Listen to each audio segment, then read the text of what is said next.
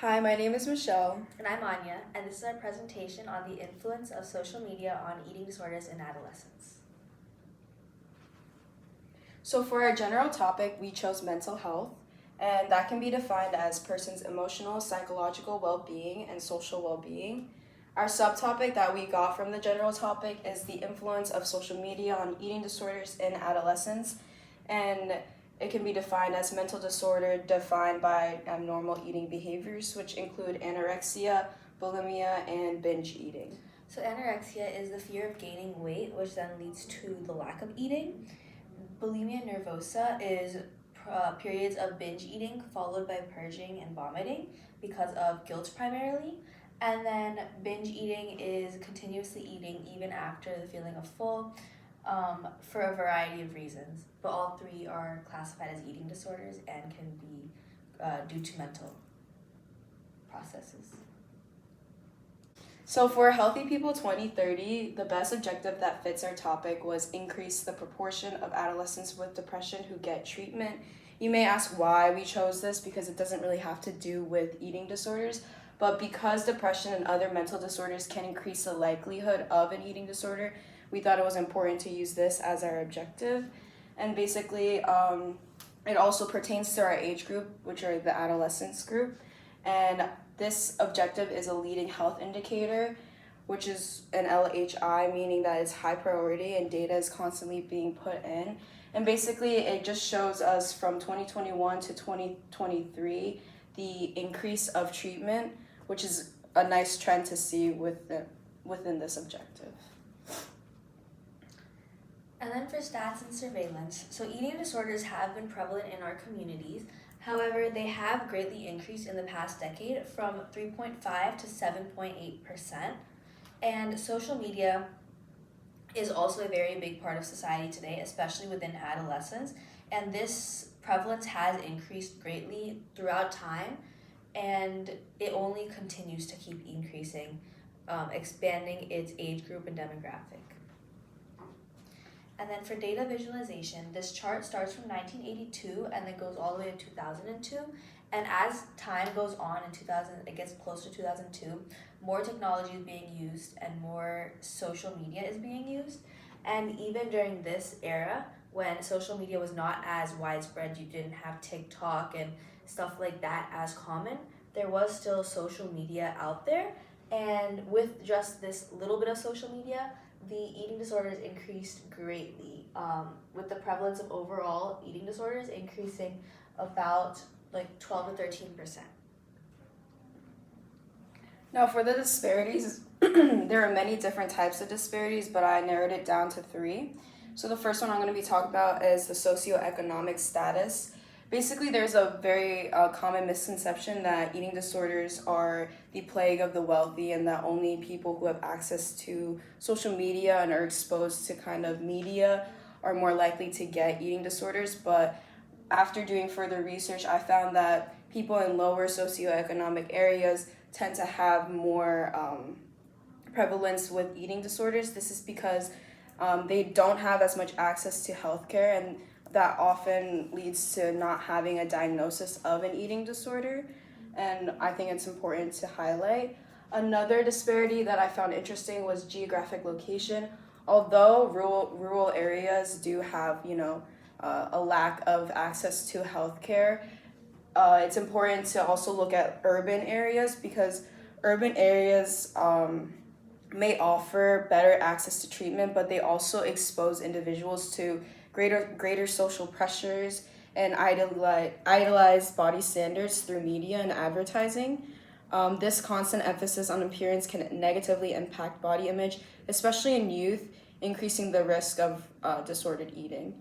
And lastly, something I found very interesting was sexual orientation because many might not think about sexual orientation and its correlation to eating disorders, but there are a lot of cases within the LGBTQ plus community that have eating disorders, especially because of their gender identity problems that they might have that can ensue eating disorders. And so that also debunks the misconception that eating disorders are mostly within the heterosexual female community. And for root causes, I found four that I found very interesting. So basically, promotion of diet basically means like how we are constantly exposed from media to how we should be dieting or how we should be eating.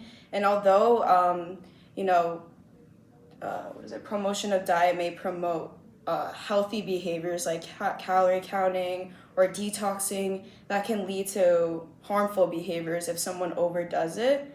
Another root cause is social comparison. Platforms like Instagram and TikTok make it very easy to compare yourself to other people's appearance. However, many people forget that these influencers and celebrities often edit their pictures, so the way that they're perceived online is not how they truly are. But this perception of them can create these false standards that many people want to achieve. And for algorithm driven content, basically, algorithm is how a social media platform is personalized to the user. And depending on what the user is viewing, either it could be mukbang videos or people eating crazy amounts of food, or it could be the opposite where it's like training videos and like being healthy and stuff. Those two different types of content can lead to eating disorders because the overeating and the mukbangs can lead to binge eating or bulimia even, and the healthy content that encourages healthy eating can lead to anorexia depending on what user is watching those videos. And lastly, the most common I feel like that we see all today are beauty standards. I feel that in society today there is a narrow standard of beauty that you have to be not too thin, not too thick, and perfectly toned. And because of these standards, they're usually unattainable for most. And so by advertisement and reinforcing these ideas, it can create a perception of having to be this way when you can't. And then for prevention, there are three types of prevention: primary, secondary, and tertiary. Primary prevention is making sure the disease or disorder doesn't occur. So this could be done through positive body image campaigns, healthy eating information, and reduced weight-based teasing. All three of these prevent the causes that then lead to people developing eating disorders.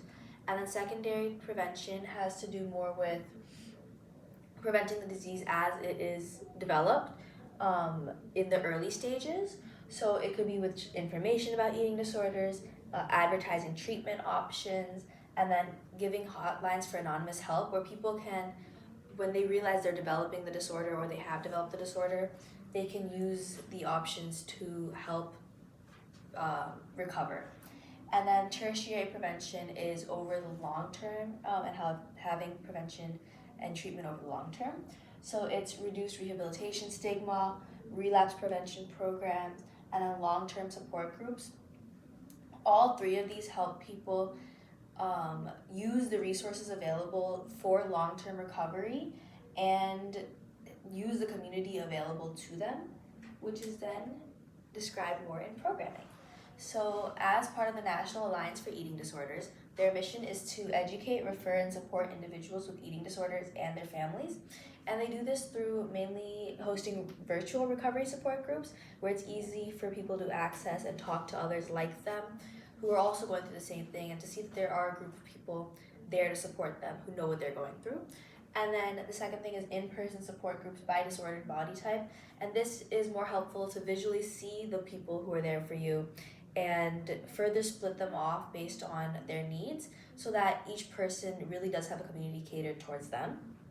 And then the second group is Eating Recovery Center, and their mission is more about the prevention and compassionate treatment of eating disorders.